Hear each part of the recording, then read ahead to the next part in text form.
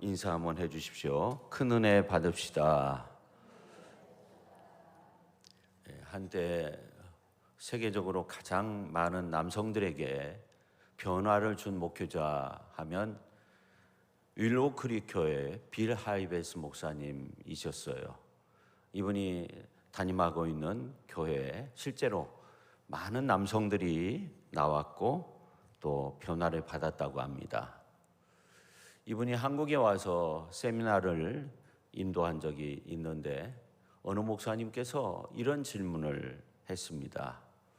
어떻게 하면 남성들을 위로하고 격려하고 또 축복하고 근본적인 변화를 일으켜서 이 시대에 영향을 주는 변혁적 리더로 만들 수 있겠습니까? 그런 질문을 했다고 해요. 그때 빌 하이베스 목사님의 대답은 아주 간단하면서도 핵심적인 그러한 대답을 했습니다. 먼저 남성들에게 용기를 주어야 합니다. 그리고 두 번째는 이 남성들이 중요한 존재라는 것을 인식시켜줘야 합니다. 그리고 세 번째는 결단하도록 도전을 주어야 합니다. 이 세 가지를 말했다고 합니다. 그러면서 이 자신의 교회는 정기적으로 남신도 분들이 강단 앞에 나와서 아주 진지한 결단의 기도를 드릴 수 있도록 그렇게 하였다고 합니다. 그래서 이 빌 하이베스 목사님은 남신도 분들이 설교를 듣고 그냥 피상적인 생각으로 머물지 않고 아주 적절한 시간에 자신에 대해서 진지하게 생각하고 아주 분명하게 결단하도록 그렇게 촉구했다는 거죠. 오늘이 남신도 주일입니다. 그래서 이 남신도 주일 맞이해서 예배를 드리는 우리 남신도 회원들이 이 시간 내 인생에 대해서 아주 진지하게 한번 묻고 그 다음에 이 시대와 사회 속에서 아주 좋은 영향력을 끼치는 변혁적 리더가 되기 위해서 결단할 수 있는 그러한 축복의 시간이 될 수 있기를 예수님의 이름으로 축원합니다. 그래서 먼저 용기 백배하시고 또 내가 중요한 존재임을 인식하시고 또 결단하시고 도전하는 귀한 시간이 될 수 있기를 예수님의 이름으로 축원합니다.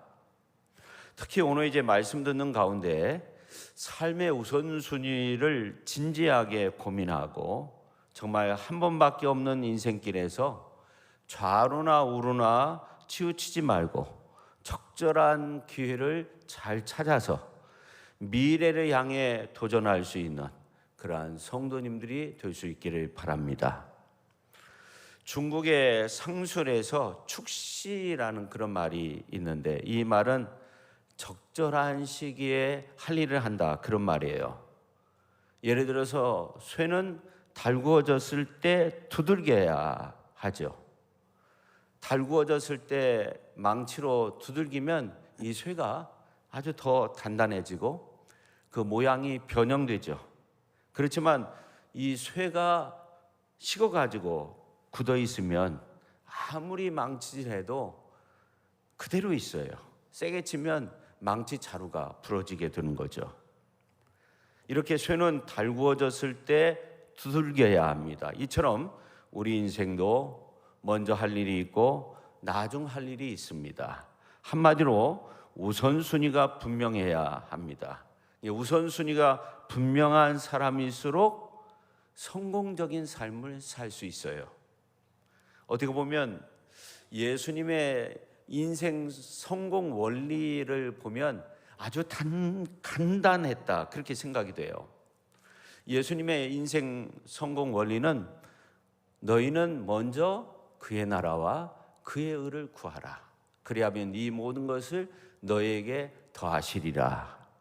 먼저 하나님의 나라와 하나님의 의를 구하라. 그렇게 말씀하셨어요. 저는 청교도 설교자였던 필립스 브룩스라는 그 목회자의 그 설교 말씀을 잊을 수가 없는데 이분이 어떤 말을 했냐면 하늘의 것을 먼저 추구하십시오. 그러면 당신은 하늘의 것과 땅의 것 둘 다를 얻을 것입니다. 땅의 것을 먼저 추구해 보십시오. 그러면 하늘과 땅의 둘 다를 잃게 될 것입니다. 그렇게 설교했어요. 이분의 그 지론에 저는 전적으로 동감하면서 예수님께서 산상수훈의 말씀을 통해서 천명한 너희는 먼저 그의 나라와 그의 의를 구하라. 그리하면 이 모든 것을 더하여 주신다는 이 말씀처럼 저는 목회하면서 정말 먼저 하나님의 나라와 하나님의 의를 구하고 하나님의 일을 우선시하는 사람이 나중에 반드시 성공하게 된다는 이러한 사실들을 많이 목격했습니다. 많은 사람들은 주님의 말씀을 그대로 믿지 못하고 막연히 이 하나님의 말씀이 무슨 경전의 하나라고 생각하는 경우도 있어요. 그러나 예수님은 분명히 말씀하고 있어요. 그런즉 너희는 먼저 그의 나라와 그의 의를 구하라. 그리하면 이 모든 것을 더하시리라. 그런데 이 말씀의 의미를 잘 몰라서 그런지, 왜 그런지 정말로 먼저 하나님의 나라와 하나님의 의를 구하지 못하는 사람들이 많이 있습니다. 이 말씀을 공동 번역 성경으로 보니까 너희는 먼저 하나님의 나라와 하나님께서 의롭게 여기시는 것을 구하여라. 그러면 이 모든 것도 곁들여 받게 될 것이다. 그렇다면 남신도주의를 맞이해서 한 가지 명심하면 돼요. 먼저 하나님의 나라와 또 하나님께서 의롭게 여기시는 것을 구하며 사시면 돼요.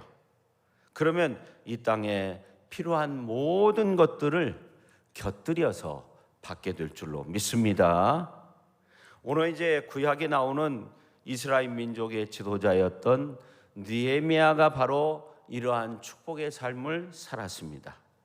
느헤미야는 이스라엘이 바벨론 제국에 패망한 지 100년 후에 태어난 이민 2세였어요.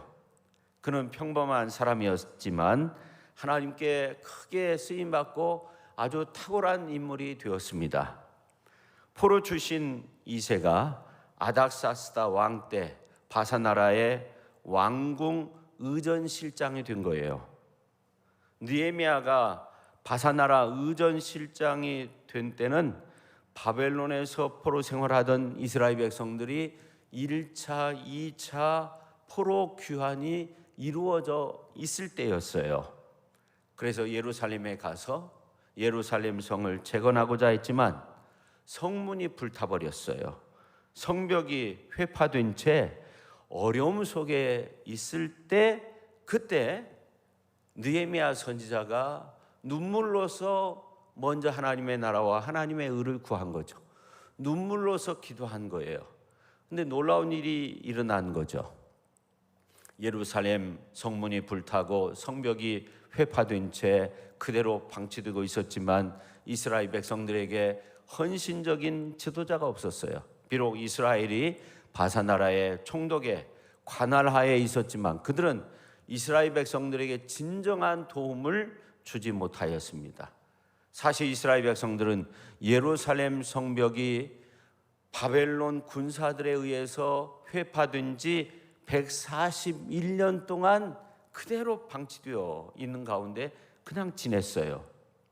문제는 뭐냐면 이제 성벽이 없고 성문이 다 불탔으니까 이방인들의 약탈이 지속되었어요. 그래서 큰 공경에 빠질 수밖에 없었습니다. 그래서 느헤미야 선지자는 하나님께 금식하며 기도했습니다. 그래서 느헤미야 선지자는 바사 왕의 술 맡은 관원장이 되었다고 그렇게 말씀하고 있어요. 느헤미야서 1장 5절부터 11절에 있는 말씀을 보면 느헤미야가 하나님 앞에 기도하는 장면이 나오고요. 느헤미야는 또 하나님으로부터 고국 예루살렘에 대한 그러한 소식을 듣고 이제 기도했는데 술 맡은 관원장이 되었는데 계속적으로 기도하니까 놀랍게 기원전 445년경에 바사왕 아닥사스다의 재가를 얻어서 1차 포로 귀환이 이루어지고 70년이 지난 이후에 제3차 포로 귀환을 이 느헤미야 중심으로 포로들이 다시금 고국 땅에 돌아가게 되는 거죠. 그리고 141년 동안 정말 민족 중흥의 역사라고 그렇게 표현하기도 하는데, 예루살렘 성벽 재건을 이루지 못했는데 아주 거뜬히 이루게 되었어요. 이런 성공 비결은 느헤미야 2장 18절에서 20절에 읽어보면 잘 나와 있는데, 내가 하나님의 선한 일을 하려고 그렇게 힘쓰며 기도하니까 하나님의 손이 나를 도와주었다는 거예요. 나를 형통케 했다는 거예요. 우리는 예수님께서 말씀하신 대로 확실한 우선순위를 따라 신앙생활을 해 나가기만 하면 하나님의 선한 손이 직접 나를 도우시고 나를 형통케 그렇게 만들어 주실 줄로 믿으시기를 바랍니다. 하나님의 그 선한 손이 나를 도우신다는 거예요. 나를 도우시는 그 인생, 나의 인생, 그 인생이 성공적인 인생의 삶을 살 수 있는 거예요. 그러면 하나님은 과연 어떤 인생들에게 복을 내려주시고, 과연 어떤 인생들에게 느헤미야 선지자처럼 수십 년 동안 풀지 못했던 일들도 단시일 내에 풀리는 그러한 놀라운 특혜가 주어졌을까 하는 거죠. 이 느헤미야의 모습을 보니까 예배의 승리자가 되었다는 거예요. 성도 여러분, 오늘 저와 여러분의 삶의 우선순위는 무엇이 되어야 합니까? 어떤 직장 생활의 어떤 진급이나 사업사의 번영 중요하죠. 건강관리 중요하죠. 근데 가장 중요한 것은 이 예배가 최우선이 되어야 한다 하는 거예요. 그래서 어떤 분들은 주일에 예배를 드리기 위해서 장례식을 미루는 경우도 있어요. 교회 봉사 활동 많이 하죠. 그러나 더욱더 중요한 것은 예배보다 앞설 수가 없는 거예요. 우리가 신구약 성경을 보면 신앙생활을 제대로 한 사람들의 모습이 나오는데 모두 다 예배를 중심으로 살았어요. 오늘 또 하나님은 예배자를 찾고 있다고 그랬어요. 예수님은 열심히 일만 하는 마르다 스타일보다 엎드려 예배하는 마리아 스타일을 더욱더 칭찬하셨어요. 성도 여러분, 봉사는 자원하는 마음으로, 기쁜 마음으로 하는 거예요. 저도 청년 때 참 봉사 활동을 교회 안에서 참 많이 했는데 참 기쁜 마음으로 했던 그 기억이 나요. 근데 우리가 하나님 앞에 이런 봉사 일도 정말 해야 할 때가 꼭 있는데, 기쁜 마음으로 할 때 하나님께서 기뻐하시는 것 같아요. 우리가 추석 지나고 빵 선교를 하게 될 터인데 정말 기쁜 마음으로 잘 감당해서 풍성한 복된 역사를 만들어 갈 수 있는 우리 시천교회가 될 수 있기를 예수님의 이름으로 축원합니다. 근데 더욱더 중요한 것은 우리는 예배의 승리자가 되어야 한다 하는 거예요. 예배만큼은 신령과 진정으로 드려야 된다는 거예요. 예수님이 수가성의 여인과 대화하면서 예배 장소에 대해서 물을 때 이런 대답을 하셨어요. 요한복음서 4장 20절에 보면 우리 조상들은 이 산에서 예배하였는데 당신들의 말은 예배할 곳이 예루살렘에 있다 하더이다. 그때 예수님께서 아버지께 참되게 예배하는 자들은 영과 진리로 예배할 때가 오나니 곧 이때라.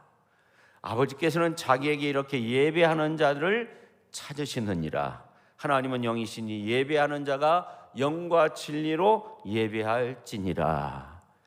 여기에 보면 두 번씩이나 영과 진리로 예배하는 자를 찾으시고, 하나님 앞에 예배하는 사람들은 하나님은 영이시니 예배하는 자가 영과 진리로 예배 드려야 된다고 그렇게 강조하고 있어요. 정말 예배는 준비된 가운데 참되게 그렇게 드려야 되는 겁니다. 금요일, 토요일 준비하고 거룩한 주일에 늦지 않게 교회에 와서 하나님 앞에 예배 드리는 그러한 모습을 기뻐 받으실 거예요. 집에서 유튜브로 아니면 TV 틀고 예배 드릴 때 누워서 예배 드리고, 이건 그냥 은혜 받는 거지 예배 드리는 것은 아니에요. 영과 진리로 예배를 드리라, 그렇게 말씀하고 있어요. 마음을 다하고 힘을 다하고 정성을 다하고 뜻을 다해서 하나님 앞에 예배 드려야 되는 거죠. 성도 여러분, 여러분의 삶에서 꼭 해야 할 일이 무엇인가요? 하나님을 예배하는 일. 어떤 면에서 보면 우리가 잘 알고 있는 이 십계명이나 구약의 율례, 법도, 신약에 강조된 이러한 모든 말씀들 전부 하나님께 예배하라는 그 말씀과 묶여져 있어요. 여러분, 이 종교라는 말은 릴리전이라고 하잖아요. 라틴어 릴리오라는 이러한 말은 묶는다는 그런 말인데, 우리는 예배를 통해서 하나님께 묶이게 되는 거예요. 우리 인간이 하나님께 묶이면 하나님의 능력과 하나님의 축복이 임하게 되는 줄로 믿습니다. 하나님은 자기 앞에 나오는 자기 자녀들을 빈손으로 돌려보내지 않습니다. 그러므로 우리는 예배에 성공해야 됩니다. 데이비드 핑크라는 그 세계적인 학자가 있는데, 이 사람이 사람의 마음과 평화를 누리기 위해서 4가지가 필요하다, 그런 말을 했어요. 첫째는 일을 해야 된다는 거예요. 또 쉼도 있어야 된다는 거예요. 그 다음에 사랑해야 된다는 거예요. 4번째, 예배를 드려야 된다, 그런 말을 했어요. 이 예배는 다른 3가지를 위한 기본이 되는 핵심인 거죠. 앞에 3가지를 위해서 아주 핵심이 되는 거예요. 그러니까 예배를 통해서 우리가 하나님께 묶여져야 되는 겁니다. 사실 그리스도인으로서 해야 할 일 가운데 하나님을 예배하는 것보다 더 중요하고 의미 있는 일을 찾아볼 수가 없어요. 오늘 느헤미야서 7장에 있는 말씀을 보면 이 느헤미야가 얼마나 예배를 우선시하는 그러한 삶을 살았는가를 알 수 있는데, 1장부터 6장까지 보면 무너진 성벽 재건 운동을 해서 이제 7장부터 보면 그 무너진 성벽이 재건됐어요. 신앙 재건 운동을 하게 되는데 7장부터 시작이 되는데, 지금까지 성벽 재건 운동을 진두지휘했던 느헤미야는 신앙 재건 운동도 시작하게 되는데, 그가 맨 먼저 한 일이 뭐냐면 제사장들을 복직시켜 주었다 하는 거예요. 오늘 이제 그 7장 1절에 있는 말씀을 보면 나와 있는데, 성벽이 건축됨에 문짝을 달고 문지기와 노래하는 자들과 레위 사람들을 세운 후에 그렇게 말씀하고 있어요. 문지기, 그 다음에 노래하는 사람, 레위 사람들 전부 다 제사장들이에요. 그러니까 느헤미야는 성벽이 건축된 후 먼저 제사장들을 복직시켜 준 거예요. 느헤미야는 이제부터라도 레위지파 제사장들이 하나님께 예배하는 그 일에 집중하도록 제사장들을 이제 동원시킨 거죠. 이스라엘 백성들이 70년간 바벨론에서 포로 생활하면서 레위지파 사람들은 하나님 앞에 제대로 된 그러한 제사를 드릴 수 없었어요. 근데 놀라운 것은 그래도 이스라엘 땅에 돌아온 많은 유대인들 가운데 이스라엘 땅에 돌아온 사람들을 보니까 제사장들의 숫자가 가장 많았어요. 그래서 느헤미야가 성벽 재건 공사를 시작할 때도 누구와 함께 성벽 재건 운동을 하였냐면 제사장들과 함께 시작을 했어요. 그리고 어디 공사를 맨 먼저 했냐면, 어느 부분을 했냐면 3장 1절에 있는 말씀을 보면 양문을 건축했다는 거예요.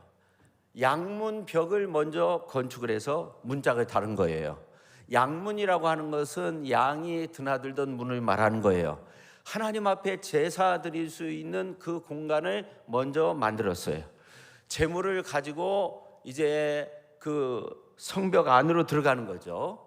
성전이 있는 곳을 향해서 나가는 그 입구를 먼저 건축을 한 거예요. 저는 신구약 성경을 읽으면서 강조되는 것이 예배라는 것을 뼈저리게 느끼게 돼요. 이 성경에서는 예배의 삶뿐만 아니라 예배자의 삶을 강조하고 있어요. 예배 드리는 것뿐만 아니라 예배자의 삶을 정말 수백 번, 수천 번 강조하고 있어요. 이렇게 수백 번, 수천 번 강조한 예배자에 관한 계명은 모든 가문, 모든 계층의 사람들, 모든 사람들이 지켜야 했던 거죠. 심지어 이방인들까지도 그것을 지켜야 했습니다. 더 나아가 하나님을 모르는 사람들도 예배자의 삶을 하도록 강조하고 있어요. 저는 오늘 남신도주의를 지키는 모든 분들이 평생토록 예배의 승리자가 될 수 있기를 예수님의 이름으로 축원합니다. 오늘 이 자리에 일부 예배에 나오신 모든 분들이 예배자의 승리자가 될 수 있기를 예수님의 이름으로 축원합니다.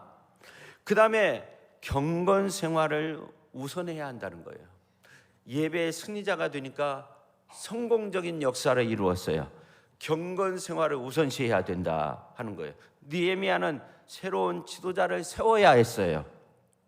왜냐하면 느헤미야는 이제 총독으로 왔는데 사실은 바사나라 아닥사스다 왕 때 그 왕실에서 아주 높은 주위에 있었기 때문에 성벽 재건하고 다시금 바사나라로 페르시아로 돌아가야 했어요. 그래서 누군가에게 자신이 하는 일을 위임시켜 줘야 되는데, 자신이 해야 할 일을 그 위임자의 그 인물됨에 대해서 오늘 성경은 뭐라고 말씀하고 있냐면, 그 일을 감당하는 사람의 어떤 출신 성분이나 가정 배경, 학력, 실력, 재주, 재능, 외모 이러한 것을 전혀 말하지 않고, 오늘 이제 자기를 대신할 지도자가 하나니와 하나냐인데, 오늘 이제 그 느헤미야 7장 2절에 나와 있는데 이렇게 말씀하고 있어요.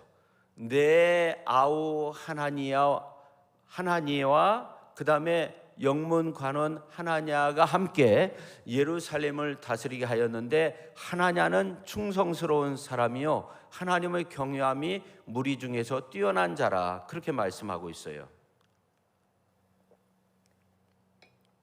그러니까 하나니야 또 하나냐, 이 두 사람이 자기 대신해서, 총독을 대신해서 이제 그 예루살렘을 다스리게 되었는데, 이 사람은 누구냐 하는 거죠. 오늘 이제 2절 하반절에 있는 말씀을 보면, 느헤미야 7장 2절 하반절에 있는 말씀을 보면 충성스러운 사람이고 하나님을 경외함이 무리 중에서 뛰어난 자라, 그렇게 말씀하고 있어요. 그러니까 무슨 이력을 막 너줄하게 그렇게 설명하는 것이 아니에요. 충성스럽고 하나님을 경외하는 그 무리 중에서 아주 뛰어난 사람이었다 하는 겁니다. 느헤미야는 어떤 외모, 이것을 본 것이 아니에요. 내면을 본 거죠. 그가 가지고 있는 그 스펙을 본 것이 아니죠. 내면 중심을 본 거죠. 여러분, 이 사회가 얼마나 외형 중심으로 바뀌었습니까? 그런 유머가 있잖아요. 그 천국에서 베드로의 심부름꾼이 있는데, 천사가 있었는데, 이 천사가 명퇴 처분을 받았다는 거예요. 왜냐하면 한국인들이 연예인들을 따라가기 위해서 따라잡기를 많이 했다는 거예요. 그래서 천사가 이 한국인들을 얼굴만 보고는 구분이 안 돼가지고 천국 가야 할 사람을 지옥에 보내기도 하고, 지옥에 보낼 사람을 천국에 보내기도 하고, 재밌는 이야기이긴 한데요. 그리고 지옥에 가도 이 한국 여성들은 찜질방 단련이 잘 돼가지고 유황불이 나와도 얘들아 유황불 나왔자 가자, 그렇게 말을 한다는 거예요. 그래가지고 유황불 온도를 세게 올렸다는 말이 있어요. 따라가면 절대 안 되죠. 혹시 교회 신앙생활하면서 신앙의 믿음의 길을 걸어가면서 신앙과 관계없는 지극히 인간적인 사귐을 즐기고 있는 그런 사람들은 없는지, 신앙적인 대화는 없어요. 그래서는 안 되죠. 여러분, 19세기 백화점을 만들어서 거부가 된 존 워너메이커, 이분이 청교도적 경건을 표방했던 그러한 사람이었는데, 직원을 뽑을 때 다른 것을 뽑지 않았다는 거예요.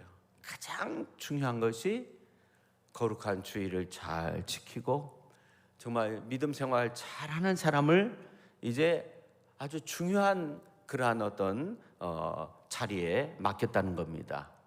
그리고 이분은 자기 자신을 소개할 때 나는 성경 공부 리더다 이렇게 소개했다는 거예요. 엄청난 거부다 그런 이야기를 하지 않았다고 합니다. 여러분, 우리가 날마다 우선시해야 할 것은 신앙 중심의 삶이 되어야 한다는 거예요. 여러분, 이 신약 성경에 보면 교회 이름이 20개 정도 나온다고 해요. 근데 대부분 사도 바울과 깊은 관련이 있어요. 사도 바울이 교회를 세우든지 아니면 그 교회에 다녀감으로 굉장한 활력을 불어넣든지, 그런데 그 가운데서 특별히 관심을 끄는 교회가 고린도 교회였는데, 그 고린도 교회가 관심을 끄는 것은 뭐냐면 은사면에서 탁월하고 열정이 있고 그런 모습 때문에 관심을 끄는 것이 아니었어요. 많은 문제가 있었어요. 그래서 이 바울은 늘 고민하면서 그 교회를 위해서 기도했는데, 그 문제점을 지적하면서 고쳐나갈 수 있는 그러한 메시지를 전달했는데, 그게 고린도 전후서의 말씀입니다. 근데 오늘 고린도전서 마지막을 마무리하면서 첫 번째 편지죠. 마지막 인사를 할 때 다시 한번 고린도 교회를 향해서 권면해야 되겠다 이런 마음이 들었던 것 같아요. 그래서 마지막으로 권면하는 그 중요한 내용이 우리가 읽었던 내용이에요. 깨어 믿음에 굳게 서서 남자답게 강건하라. 너희 모든 일을 사랑으로 행하라. 그렇게 말씀하고 있어요. 근데 이 말씀은 어떤 의미냐면 깨어 있으십시오. 믿음에 굳게 서 있으십시오. 용감하십시오. 힘을 내십시오. 모든 일을 사랑으로 하십시오. 5개의 문장으로 되어 있는 거예요. 독립적으로 되어 있는데 우리 개정 성경으로 보면 무슨 관련이 있는 것처럼 이렇게 되어 있죠. 깨어 있으면, 믿음에 굳게 서 있으면 남자답게 강건할 수 있습니다. 남자답게 강건하기를 원합니까? 그럼 깨어 있어야 됩니다. 믿음에 굳게 서 있어야 됩니다. 모든 일을 사랑으로 행해야 됩니다. 그렇게 연결되어 있는 것처럼 되어 있는데 원문 성경으로 볼 때는 각각 다른 문장으로 되어 있어요. 그래서 저는 이 느헤미야서 7장에 있는 말씀뿐만 아니라 오늘 고린도전서 16장의 말씀은 결국 이 느헤미야가 경험했던 그 생활의 현장의 모습처럼 오늘 우리의 삶의 모습 속에서도 결국 경건 생활을 우선시해야 된다는 거예요. 여러분, 신구약에 있는 이러한 그 말씀의 내용을 보면 이 경건 생활을 얼마나 강조하고 있습니까? 하나님께서는 우리가 남자답게 강건하기를 원하십니다. 연약하고 비틀거리고 그런 모습으로 살아가는 것을 원하지 아니하십니다. 근데 재밌는 것은 이 남자답게라는 말은 안드리제스테라는 말인데, 안데르라는 말은 힘의 그 상징인 어떤 그 남성의 그 강한 모습을 말한다고 해요. 그러니까 남자답게라는 표현만 해도 거기에는 아주 강건한 모습이 담겨져 있다는 겁니다. 근데 거기에 이어서 어떻게 표현하고 있냐면 오늘 이제 말씀에 보면 깨어 믿음에 굳게 서서 남자답게 강건한 사람이 되라고 그렇게 말하고 있어요. 그러니까 이 헬라어 원문으로 볼 때 남자답게 그 단어만 사용해도 아주 강건한, 아주 튼튼한 성인 남자의 모습을 말하고 있는데 깨어 있어야 됩니다. 믿음에 굳게 서 있어야 됩니다. 강건한 사람이 되어야 합니다. 이러한 내용들을 강조하고 있어요. 그러니까 이 말씀은 어떤 말이냐면, 그리고 실제적으로 이 원문 성경으로 볼 때 수동태 명령형으로 돼 있어요. 다시 말해서 이 말씀의 의미는 뭐냐면은 영적으로 강건한 사람이 되어야 한다는 거예요. 남자답게 강건하라는 말은 육신이 건강하고 아주 그냥 힘있고 건강한 모습으로 살아야 된다, 그런 의미가 아니라 실제적으로 이 내용을 이렇게 보았을 때는 어떤 내용이냐면 아주 영적인 강건함을 유지해야 된다는 겁니다. 영적인 강건함을 유지하기 위해서 필요한 것이 뭐예요? 깨어 있어야 된다는 거예요. 믿음이 있어야 된다는 거예요. 할렐루야. 그리고 더 나아가서 힘을 내야 된다는 거예요. 강건해야 된다는 거예요. 영적으로 강건해야 된다는 거예요. 그 다음에 모든 일을 사랑으로 행해야 된다는 것입니다. 할렐루야.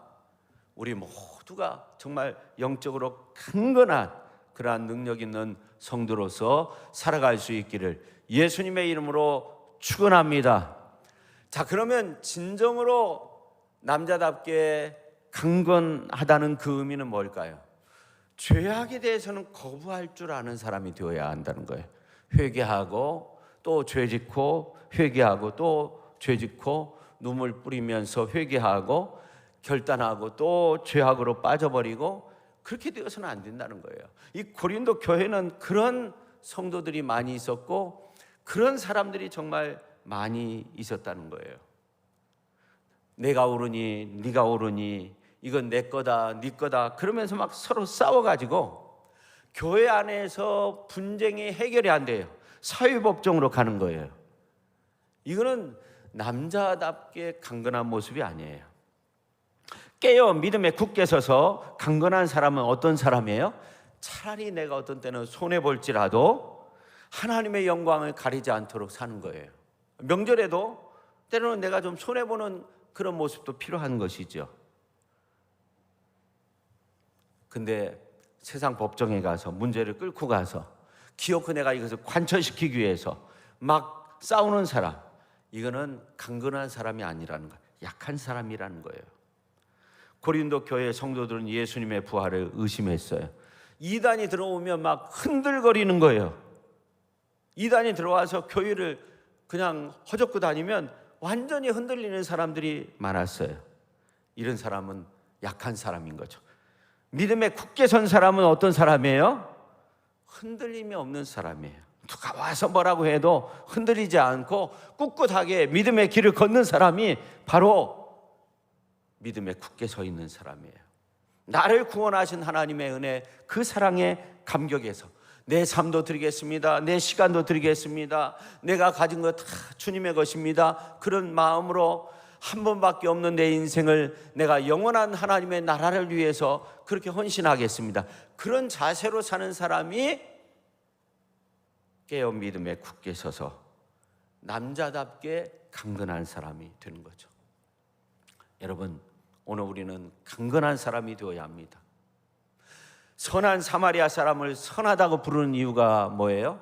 이 강도 만난 사람을 돌봐주는데 자신의 마음도, 자신의 생각도, 자신의 눈도, 자신의 손도, 자신의 발도, 자신의 기름도, 포도주도, 나귀도, 물질까지도 그 선한 일에 깨어 있었다는 거예요. 거기에 관심을 두었다는 거예요. 유명한 프랑스의 설교자 오베르망 목사님이 젊었을 때 알프스산을 등반한 적이 있는데 깊은 계곡으로 떨어지고 말았어요. 의식을 잃었어요. 깨보니까 방 안에서 눈을 뜨는데 어느 지나가던 농부가 의식을 잃은 이 목사님을 데려다가 집까지 데려다가 상처를 치료해주고 따뜻한 방에 눕혀서, 그래서 겨우 살아난 거예요. 이제 정신이 듭니까? 그러니까 이 목사님이 너무나도 고마워가지고, 당신은 저의 목숨을 살려준 저의 생명의 은인입니다. 당신의 주소와 당신의 이름이 무엇입니까? 꼭 알려주십시오. 제가 은혜를 갚겠습니다. 그러니까 이 농부가 하는 말이 뭐냐면, 저도 한 가지 묻겠습니다. 당신은 예수님께서 비유로 말씀하신 선한 사마리아 사람, 여러분 그 비유 아시잖아요. 강도 만난 사람을 돌봐준 그 선한 사마리아 사람의 이름과 주소를 알고 있습니까? 아니요. 예수님께서는 은밀한 중에 보시는 그 은혜로서 우리를 갚아주신다고 했어요. 은밀한 중에 보시는 내 아버지께서 갚아주신다고 했어요. 오른손이 하는 일을 왼손이 모르게 하라 했어요. 바울은 너희가 서로 짐을 지라 그랬어요. 그리스도의 법을 성취했다고 했습니다. 여러분, 우리가 선한 일에 깨어 있어야 하는 거죠. 세상에 대해서 책임감 있게 행동해야 되죠. 저는 말씀을 마치려고 하는데, 우리가 정말 축복된 성공적인 인생의 삶을 살기 위해서 간단해요. 먼저 그의 나라와 그의 하나님께서 의롭게 여기시는 그 모습을 살아야 돼요. 그러기 위해서 느헤미야 선지자처럼 예배와 경건의 삶에 우선순위가 있어야 합니다. 믿음에 깨어 있어 정말로 남자답게 강건해야 합니다.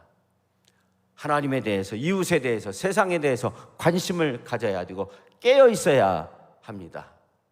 그런 아름다운 모습으로 하루를 열고, 정말 기도로 하루를 승리하고, 기도로 하루에게 승리를 준다는 그런 마음으로 정말 일어나서 먼저 기도하고 또 하루를 시작하고 능력 있게 하루의 모습을 살 때 하나님께서 우리에게 크신 축복의 역사로 우리의 삶을 이끌어 주실 줄로 믿습니다.